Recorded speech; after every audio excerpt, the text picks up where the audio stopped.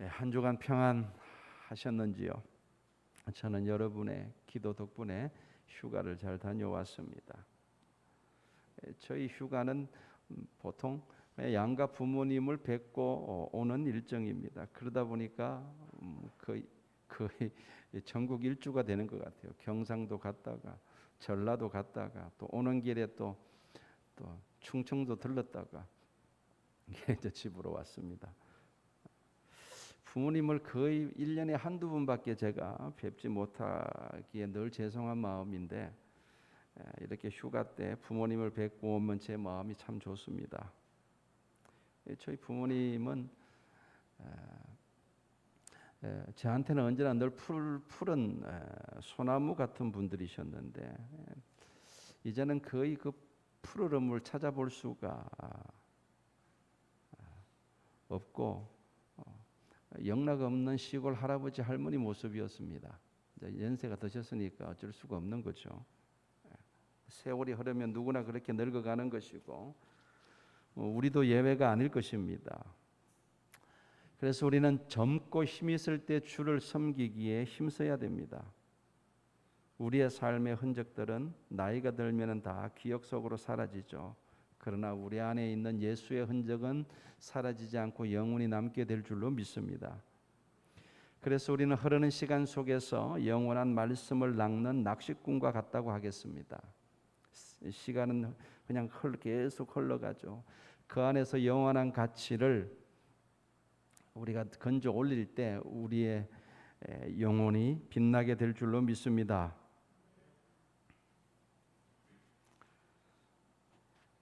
지난주에 우리는 하나님이 하실 새 일이 무엇인지 살펴보았죠. 대충 기억나시죠? 내용이? 그 새 일이란 하나님이 이스라엘의 죄값을 스스로 지불하시고 이스라엘을 구속하는 일임을 우리가 알았습니다. 이것은 하나님께서 아브라함을 부르신 때로부터 이스라엘 왕국이 멸망하기까지 근 2000년 가까이 단 한 번도 하나님이 시도하지 않으신 일이라 그랬습니다. 그동안은 하나님은 어떻게 일하셨어요? 어떻게 하든지 이스라엘 백성들을 뜯어 고쳐서 그 버르장머리를 고쳐서 하나님의 뜻을 이루려고 하셨습니다. 그런데 이제는 더 이상 그것이 불가능함을 아시고 지금까지와는 완전히 다른 새로운 일을 행하시고자 하는데, 그게 뭐라고요? 이스라엘을 이렇게 죄 많은 이스라엘을 그 죄값을 지불하시고 구원해내는 일입니다. 건져내는, 그러니까 값을 주고 사는 거예요. 그리고 그 구원의 역사는 유대인에게만 이게 한정되지 아니하고, 그러니까 유대인들만 구원하시는 게 하나님의 뜻이 아니라 그 구원의 역사가 땅끝까지 이르게 하는 것이 하나님의 뜻입니다. 여러분, 이사야 40장부터 온통 그 이야기예요. 집중해서 한번 살펴보세요. 말씀을 보세요. 하나님은 계속해서 그걸 지금 우리에게 말씀하고 있는 겁니다. 오늘 우리가 읽은 본문도 그 같은 내용의 연장선상에서 하시는 말씀입니다. 오늘 우리가 읽은 본문에 유명한 구절이 나오죠. 내 집은 만민이 기도하는 집이라 일컬음일이 될 것이다.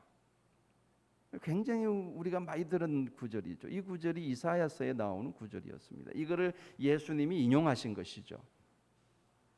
자, 여기서 만민이라는 말이 중요합니다. 그러니까 원래 내 집, 내 집은 예루살렘 성소를 가리키는데, 이전에는 이 예루살렘 성소에서 번제와 희생을 드릴 자격이 있는 사람들은 이스라엘 민족뿐이었어요. 하나님은 이스라엘에게만 성전 제사를 허락하셨고, 그리고 하나님이 기름 부어 택하신 제사장을 통해서만 하나님께서 제사를 받으셨습니다. 그런데 이제는 그곳이 만민에게 개방된다는 겁니다. 만민이 뭡니까? 누구든지 하나님 앞에 나올 수 있는 길이 열리게 될 것이다 라는 이야기죠. 예수 그리스도께서 십자가에 달려 죽으실 때 성소에 있는 휘장이 위에서 아래로 찢어졌습니다. 이거 여러분 우리가 잘 알고 있는 사건이죠. 누가 찢은 것도 아닌데 스스로 찢어져 버렸어요. 이 휘장은 하나님이 거하시는 지성소와 사람이 하나님을 섬기는 성소를 가로막는 커튼입니다. 커튼. 발음이 뭐가 맞죠? 어쨌든 두꺼운 커튼이에요. 이것이 찢어졌다는 것은 하나님과 인간 사이를 가로막는 죄의 장막이 사라졌다는 의미입니다. 그래서 누구든지 예수 그리스도를 영접하고 그 이름으로 하나님 앞에 나아오는 자들은 그 누구를 막론하고 하나님이 받아주시는 만민이 하나님께 나아오는 시대가 열린 거예요.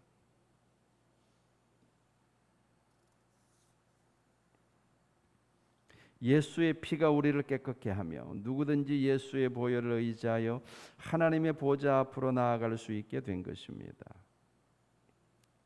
자, 하나님의 뜻이 이러함에도 불구하고 유대인들은 계속해서 예루살렘 성전 제사를 고집하게 되죠. 그러니까 하나님이 어떻게 하십니까? AD 70년에 로마 티투스 장군을 예루살렘에 보내셔가지고 예루살렘 성전을 돌 위에 돌 하나 남지 않도록 철저하게 부셔버리십니다. 예수님이 이미 그것을 예언하셨죠. 그리고 그 예루살렘 성전은 2000년이 지난 오늘날까지도 재건되지 못하고 있습니다. 하나님께서 막으시는 거죠. 대신 하나님은 그리스도의 몸된 교회를 전 세계적으로 퍼져나가게 하셨고 모든 이방인들이, 다시 말해서 만민들이 교회를 통해서 하나님께 나아오도록 하신 것입니다. 그러니까 오늘날 성전을 재건하려는 유대인들의 그 시오니즘이 얼마나 비성경적인 건지 알겠죠. 가끔 보면은 그 유대인들의 시오니즘을 두둔하는 기독교인들을 가끔 만나게 되는데 그 성경을 몰라서 그런 겁니다. 이사야서를 몰라서 그런 거예요. 이제 성소는 만민의 기도하는 집이 된 것입니다. 그리고 오늘날 교회가 만민의 기도하는 집임을 우리가 알아야 합니다.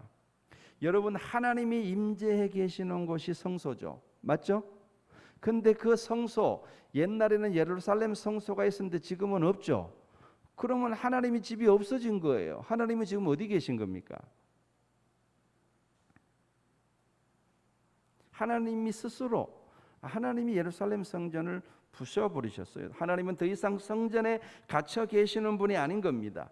예수 그리스도의 이름으로 모이는 모든 교회 안에 계신 줄로 믿습니다. 그래서 우리가 곧 지성소고 하나님이 거하시는 집인 줄로 믿습니다. 이처럼 하나님은 만민에게 자기의 집을 개방하셨지만 조건이 있습니다. 오늘 우리가 살펴보려고 하는 것이 이거예요. 조건이 있어요. 근데 이 조건은 구원의 조건은 아닙니다. 우리가 구원받을 수 있는 절대적인 조건은 단 하나밖에 없습니다. 그게 뭐죠? 예수 그리스도를 구주로 믿고 영접하는 거예요. 그것이 구원에 이르는 유일한 조건이고 절대적인 조건입니다. 따라서 오늘 본문 우리가 구원받는 조건을 말한다기보다도 우리가 하나님께 복받는 조건이라고 하는 것이 더 나을 것 같습니다. 오늘 본문 2절 끝부분에 뭐라고 말합니까? 2절을 보세요. 끝부분에 이렇게 말하죠. 이와 같이 굳게 잡는 사람은 뭐가 있으리라? 복이 있으리라. 만민에게 구원이 허락되었고 하나님의 집으로 나아가는 길이 열렸지만 만민이 다 복을 받는 것은 아니에요. 틀림없는 사실이죠. 누가 복을 받는다고요? 굳게 잡는 사람이 복이 있으리라 말씀하셨습니다. 그럼 뭘 굳게 잡으라는 겁니까? 그걸 살펴보는 것이 오늘 설교의 요지입니다. 자, 오늘 본문에 보시면은 두 종류의 사람들이 나옵니다. 자, 3절을 보세요. 3절.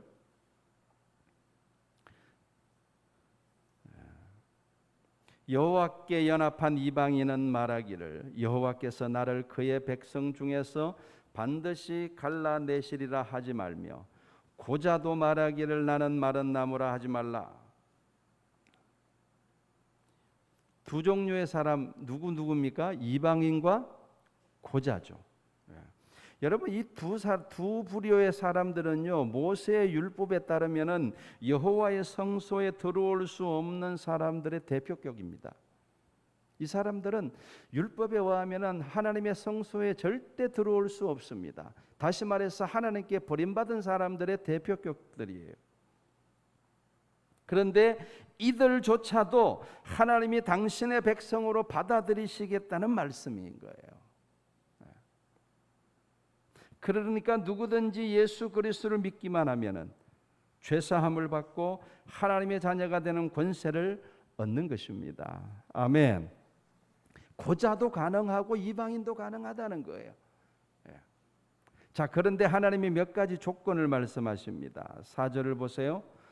여호와께서 이와 같이 말씀하시기를 나의 안식일을 지키며 내가 기뻐하는 일을 선택하며 나의 언약을 굳게 잡는 고자들에게는, 고자는 고자인데 어떤 고자입니까?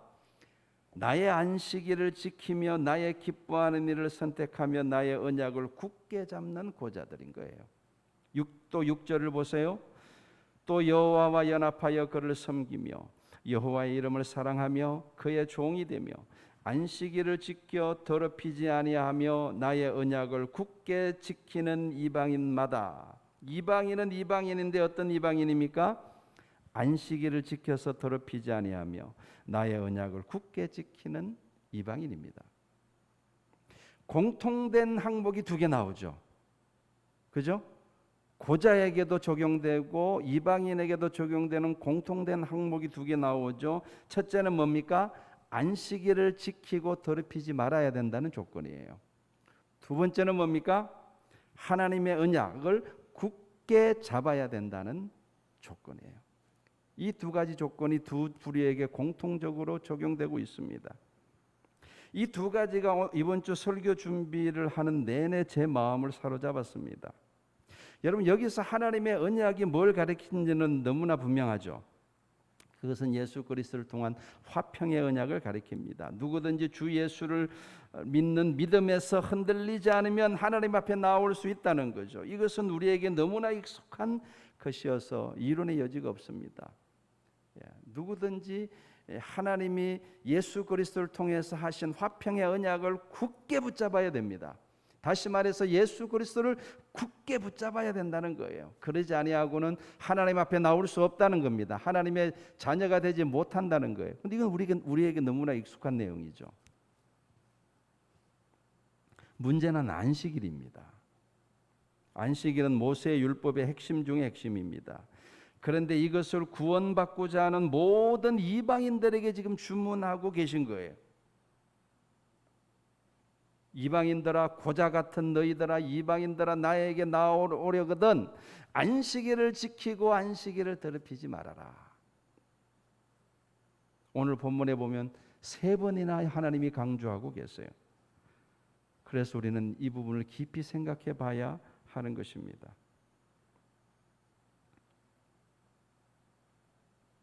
유대인들은 모세 이후부터 지금까지 수천 년 동안 안식일을 철저하게 지키고 있죠.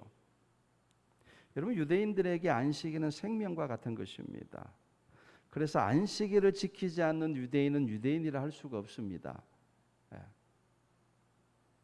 여러분 그러나 이방인들에게는 안식일을 지키는 것이 굉장히 낯선 것이죠. 안식일이 뭔지도 모르고 이방인들은 그리고 어떻게 지키는지도 모르고 또 굳이 안식일을 지켜야 될 의미도 없습니다. 이방인들에게는. 그래서 하나님은 그런 이방인들에게 하나님과 연합하려면은 특별히 안식일을 지켜 더럽히지 않을 것을 주문하고 계신 것이라고 여겨집니다. 여러분 안식일을 지킨다는 것은 단순히 하루를 쉰다는 의미를 넘어서서 하나님의 창조주 되심을 인정하는 거예요. 왜냐 그러면 하나님이 천지 만물을 창조하시고 안식일을 지키라고 명령하셨기 때문에 우리가 누구든지 안식일을 지킨다는 것은 하나님의 창조주 되심을 인정하는 거예요. 그리고 창조주 하나님께 경배와 예배를 드린다는 의미가 있습니다. 그래서 안식일을 지키는 것은 굉장히 중요한 거예요. 여러분, 초대교회 때부터 우리 그리스도인들은 안식일을 지켜왔습니다. 근데 유대인들과 달리 기독교인들은, 그러니까 기독교인이 된 유대인들도 마찬가지예요. 유대교에 남아있는 사람들은 여전히 토요일을 안식일로 지켜요. 그런데 기독교인이 된 사람들, 다시 말해서 예수 그리스도를 구주로 영접한 사람들은 안식일 후 첫날, 그 다음 날을 우리는 안식일로 지켜요. 초대교회 때부터 그랬습니다. 왜냐 그러면, 왜 그렇게 하냐 그러면은 예수님 안에서만이 진정한 안식이 있다고 믿기 때문에 그렇습니다. 예수님 밖에서는 안식이 없어요. 안식일의 주인 되시는 예수 그리스도 안에서만이 진정한 안식이 있기 때문에, 그래서 예수님이 부활하신 날, 그날이 안식일 그 다음 날이거든요. 지금으로 따지면 일요일이죠. 그래서 우리 그리스도인들은 초대교회 때부터 일요일, 주님이 부활하신 그날을 안식일로 지켜오고 있습니다. 그날 함께 모여서 떡을 떼고 찬양하고 기도하고 예배드렸던 거예요.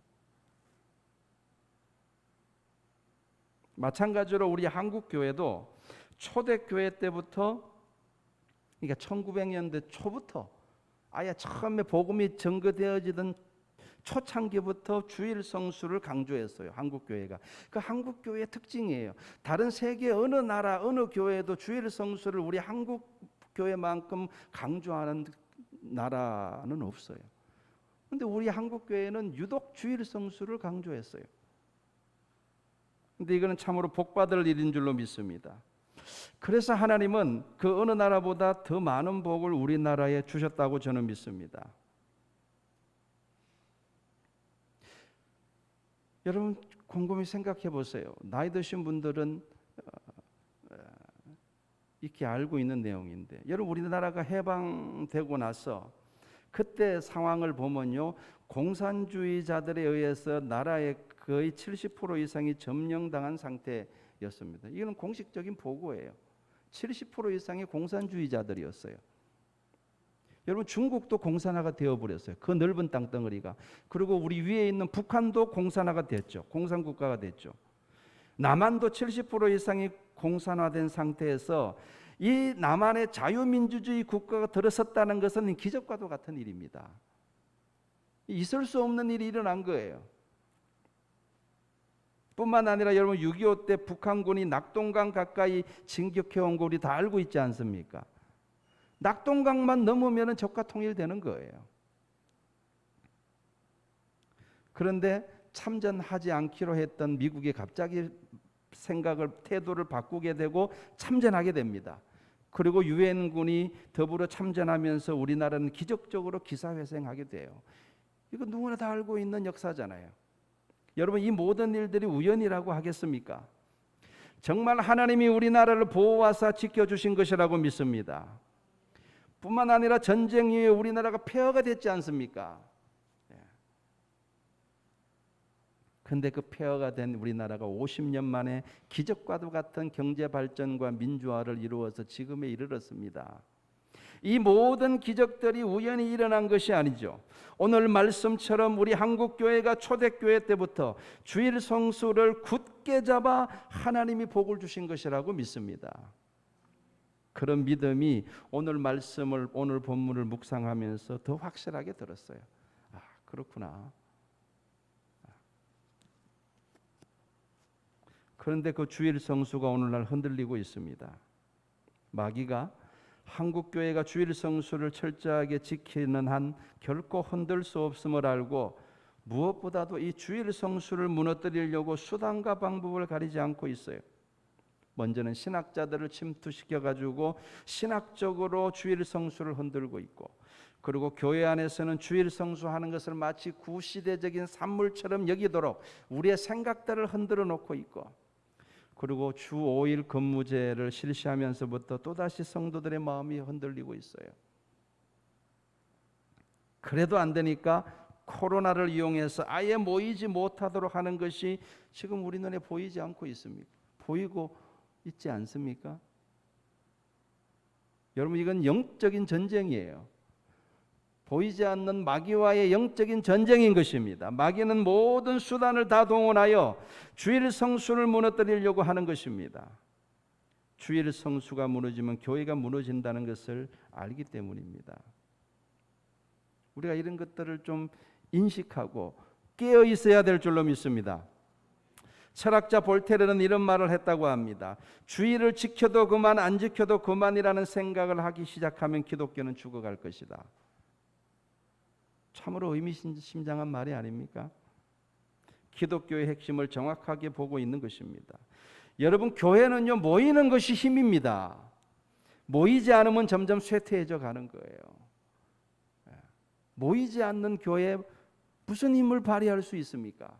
모여서 함께 기도하고 함께 말씀을 듣고 함께 그러고 하나님을 예배하고 힘을 얻어, 이거 그게 기독교의 본질인데 그것을 못하게 된다? 그것이 점점 힘이 없어지게 된다?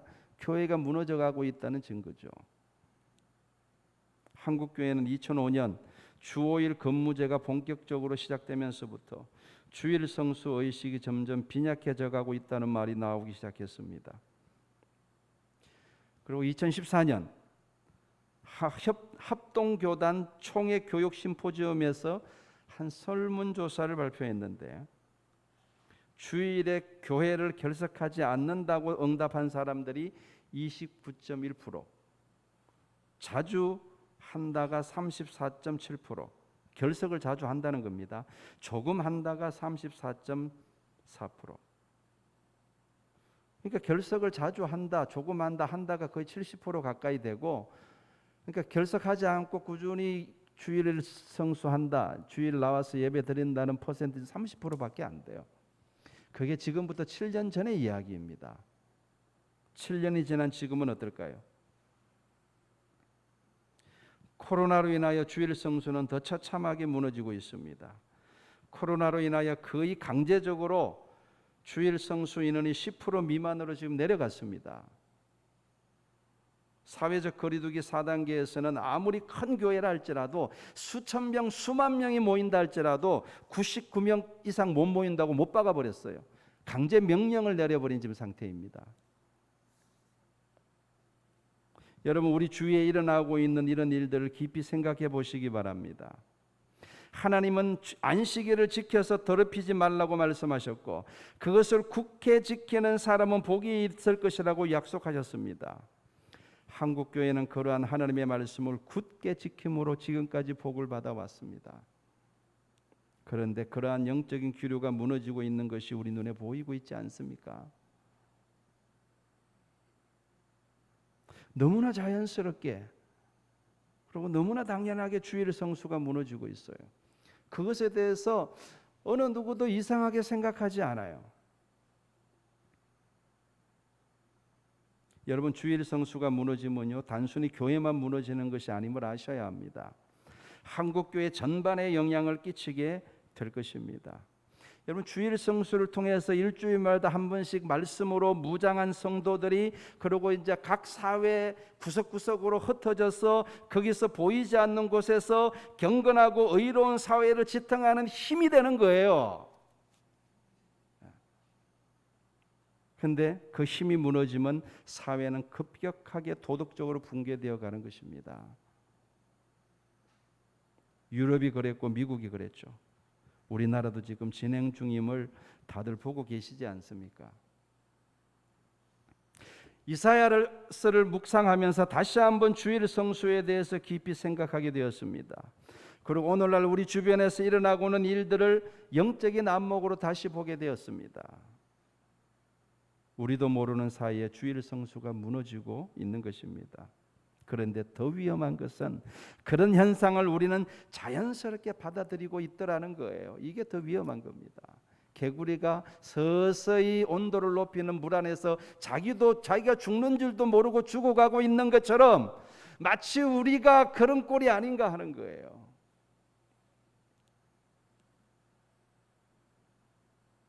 오늘 말씀을 들으면서 우리 모두 다시 한번 주일 성수에 대한 경각심을 일깨울 수 있기를 주님의 이름으로 축원합니다. 하나님은요 안식일을 지킬 뿐만 아니라 더럽히지 말라고 말씀하셨습니다. 이 더럽히지 말라는 게 무슨 뜻일까를 곰곰이 묵상하는 가운데 언뜻 떠오른 것은 신학적인 오염이었습니다. 안식일을 지키라는 말씀은 여러분 그렇게 복잡한 말씀도 아니고 어려운 말씀도 아니지 않습니까? 그냥 지키면 되는 거예요. 근데 여러분 안식일을 지키지 않아도 된다는 말을 하려면요 굉장히 복잡하게 논리를 펼쳐야 합니다. 주일 성수 역시 마찬가지죠. 주일 성수란 과연 무엇인가? 주일 성수는 성경적인가? 주일 성수 안 하면 지옥 가나? 주일 성수 이대로 괜찮은가?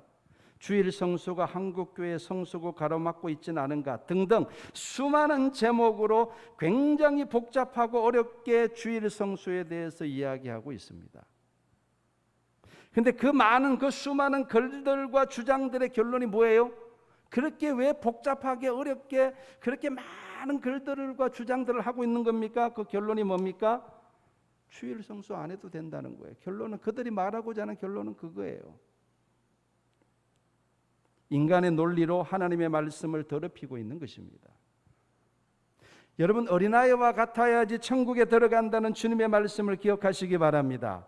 하나님의 말씀은 어렵지 않습니다. 어린아이라도 이해할 수 있어요. 그러나 그 하나님의 말씀에 불순종하려면 명분이 필요한 것이고 명분을 만들려면 복잡하게 꼬아야 하는 거예요. 그게 더럽히는 것이 아닐까 그런 생각을 해보았습니다.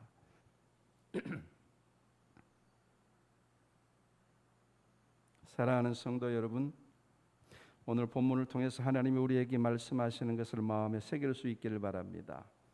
우리가 하나님의 복을 받으려면은 첫째 어떻게 해야 된다고요? 안식일을 거룩히 지키고 더럽히지 말아야 합니다. 이방인들에게 하나님이 주문하시는 거예요. 진짜 우리가 하나님께 복을 받으려면은 두 번째는 어떻게 하라고요?